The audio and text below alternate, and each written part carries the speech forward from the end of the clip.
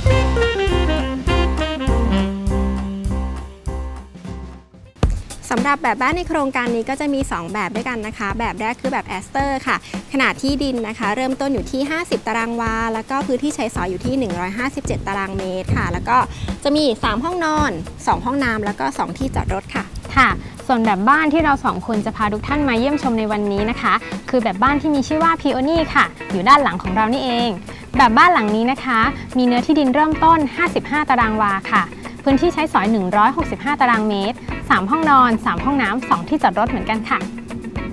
สำหรับลานจอดรถของบ้านหลังนี้สามารถจอดรถได้2คันนะคะ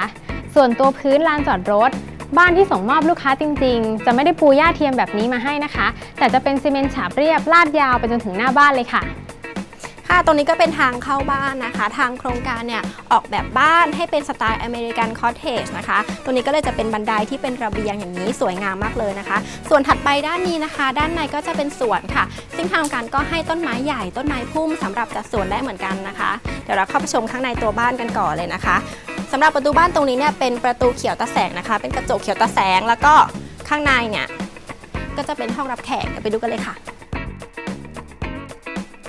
ตอนนี้เรา2 คนก็เข้ามาอยู่ที่ห้องรับแขกของบ้านกันแล้วนะคะห้องรับแขกของบ้านหลังนี้มีขนาดใหญ่มากเลยค่ะเพราะว่าสามารถวางชุดรับแขกขนาดใหญ่และยาวขนาดนี้ได้เลยนะคะสามารถเป็นที่รวมตัวของครอบครัวมานั่งเล่นกันดูทีวีกันได้นะคะใช่แล้วค่ะแล้วก็ระยะห่างนะคะระหว่างทีวีกับชุดรับแขกมีระยะห่างค่อนข้างมากนะคะเราสามารถวางทีวีขนาดใหญ่แล้วก็สามารถเห็นได้ชัดได้เลยค่ะพื้นที่ตรงนี้นะคะก็เป็นพื้นที่รับประทานอาหารทางโครงการนะคะจัดเป็นตัวอย่างไว้ให้ขนาด4ที่นะคะแต่สำหรับใครเนี่ยถ้าชอบชมวิวไปด้วยทานอาหารไปด้วยก็รับรองว่าได้ต้องถูกใจแน่ๆเพราะว่าด้านหลังตรงนี้ก็จะเป็นหน้าต่างขนาดใหญ่นะคะเอาไว้รับวิวรับแสงส่วนทางนี้เนี่ยก็สามารถชมวิวสวนตรงนี้ได้ด้วยแล้วทางโครงการเนี่ยเขาจัดเป็น classroom เอาไว้นะคะแต่จริงๆแล้วเนี่ย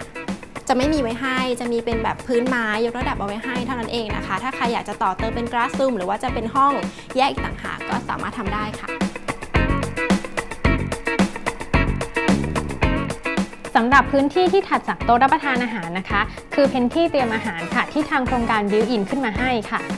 ส่วนบ้านเปล่าที่ส่งมอบให้กับลูกค้าจริงๆจะไม่มีพื้นที่ตัวนี้นะคะเพราะว่าจะเป็นพื้นที่โล่งๆตัวนี้เลยจะสามารถมองเห็นประตูครัวแล้วก็ครัวตรงนี้ได้เลยค่ะเดี๋ยวเราไปเข้าครัวกันต่อค่ะ สำหรับครัวของที่นี่นะคะ จะเป็นครัวที่กั้นเป็นสัดส่วนมาให้แบบนี้เลย ตัวประตูครัวก็จะให้มาด้วยเป็นประตูบานเลื่อนแต่ไม่ใช่ประตูที่ดีไซน์มาแบบนี้นะคะจะเป็นประตูบานเลื่อนกระจกใสธรรมดาค่ะภายในครัวตัวบ้านที่ส่งมอบให้ลูกค้าจริงๆจะเป็นครัวโล่งๆเลยนะคะแต่บ้านตัวอย่างหลังนี้ก็จะบิวอินมาให้นะคะเป็นไอเดียก็จะมีทั้งซิงค์ล้างจานมีตู้เก็บของนะคะแล้วก็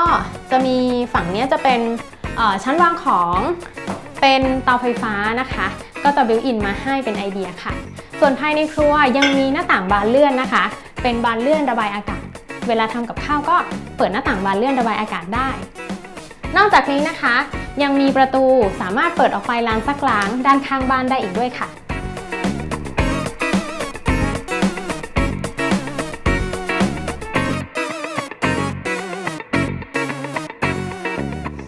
ตรงนี้ก็เป็นห้องน้ำของชั้นที่1นะคะจะตั้งอยู่บริเวณใต้บันไดค่ะสุขภัณฑ์ที่ได้นะคะก็จะมีอ่างล้างหน้านะคะแล้วก็โถสุขภัณฑ์ของโมเกนค่ะ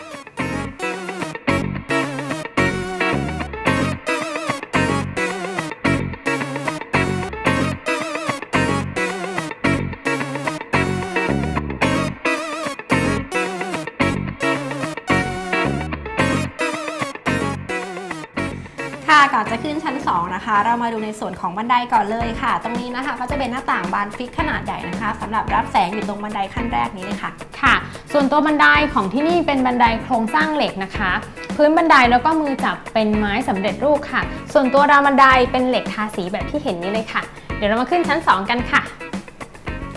นอกจากหน้าต่างบานฟิกที่รับแสงอยู่ข้างล่างแล้วนะคะขึ้นมาบนชานพักเราก็ยังมีหน้าต่างบานฟิกอีก2บานแล้วก็หน้าต่างบานกระทุ้งอีก2บานสำหรับรับแสงและรับลมอีกด้วยค่ะขึ้นมาชั้น2กันแล้วนะคะห้องแรกเลยที่เราจะพาทุกท่านมาชมเลยก็คือห้องนอนที่3ของบ้านหลังนี้นะคะห้องนอนห้องนี้เป็นห้องนอนที่มีขนาดเล็กที่สุดนะคะสามารถวางเตียง 3.5 ฟุตได้พอดีเลยวางตู้เสื้อผ้าแล้วก็วางโต๊ะอ่านหนังสือนะคะนอกจากนี้นะคะยังมีติดหน้าต่างบานเลื่อนให้2บานนะคะเป็นฝั่งหลังบ้านแล้วก็ฝั่งข้างบ้านค่ะถัดกับห้องนอนที่3นะคะจะเป็นห้องน้ำของชั้นบนนี่เองค่ะห้องน้ำของที่นี่นะคะมีความพิเศษอยู่ตรงที่จะแบ่งเป็น2ส่วนนะคะส่วนแรกเลยคือส่วนของอ่างล้างหน้านะคะถ้าเกิดว่าเป็นชั่วโมงเร่งด่วนที่ทุกคนต้องการใช้ห้องน้ำก็สามารถที่จะเข้าห้องน้ำส่วนหนึ่งได้แล้วก็ใช้อ่างล้างหน้าส่วนด้านนอกนี้ก็ได้ค่ะส่วนข้างในนะคะก็จะประกอบไปด้วยสุขภัณฑ์นะคะแล้วก็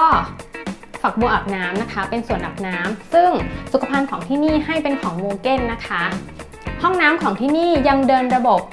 ทำเครื่องทำน้ำอุ่นมาไว้ให้ด้วยค่ะภายในห้องน้ำยังมีหน้าต่างบานกระทุ้งเปิดระบายอากาศได้อีกด้วยค่ะ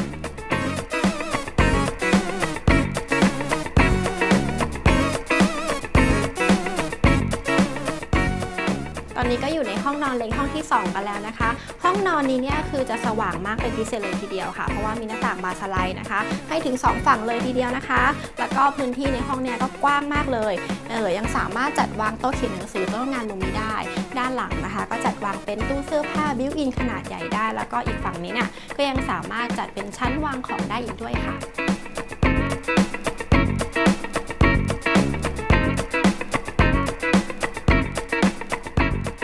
นี้นะคะก็จะเป็นห้อง Master Bedroom ค่ะมีขนาดใหญ่ที่สุดในบ้านหลังนี้เลยนะคะสามารถวางเตียงขนาด King Size ได้สบายๆเลยค่ะใช่ค่ะพื้นที่ด้านหลังเนี่ยนะคะทางโครงการเอาตู้ขึ้นมากั้นไว้นะคะแต่จริงๆแล้วค่ะห้องที่ส่งมอบลูกค้าบ้านที่ส่งมอบลูกค้าเลยค่ะจะเป็นห้องโล่งๆไปเลยนะคะแต่ทางโครงการก็จะกั้นตู้ขึ้นมาเป็น Walk-in Closet ทำให้ดูเป็นสัดส่วนมากขึ้นค่ะเข้ามาในส่วนของห้องน้ำนะคะห้องน้ำนะคะสุขภัณฑ์ก็จะเป็นของโมเกนเช่นเคยค่ะแล้วก็ได้ดีไซน์ตามแบบนี้เลยนะคะถัดมาก็จะเป็นฝักบัวนะคะแล้วก็สำหรับใครนะคะที่จะติดตั้งเครื่องทำน้ำอุ่นก็สามารถติดตั้งได้เลยค่ะทางโครงการเตรียมไว้ให้เรียบร้อยแล้วค่ะห้อง Master Bedroom ของที่นี่นะคะมีความพิเศษอีกอย่างหนึ่งเลยก็คือมีระเบียงส่วนตัวนะคะซึ่งระเบียงตัวนี้มีความกว้างแล้วก็มีความยาวมากเลยทีเดียวตัวระเบียงสามารถนำต้นไม้นำไม้กระถางมาปลูกด้านบนก็ได้นะคะเพื่อความสดชื่นของเจ้าของบ้านค่ะหรือว่าในวันที่อากาศดีนะคะสามารถนำเก้าอี้สามารถนำโต๊ะนะคะมานั่งชมวิวชมบรรยากาศได้เลยค่ะ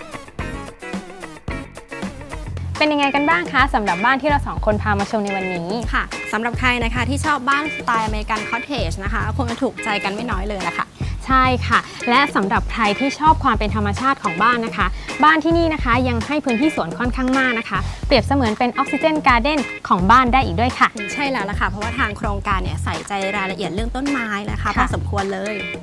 นะคะสำหรับใครที่สนใจโครงการนี้นะคะก็สามารถแวะเข้ามาชมได้นะคะที่โครงการ Econ Nature พระราม 2นะคะโครงการตั้งอยู่ซอยเทียนทะเล 19 ค่ะสำหรับวันนี้เรา2คนขอลากันไปก่อนนะคะสวัสดีค่ะสวัสดีค่ะ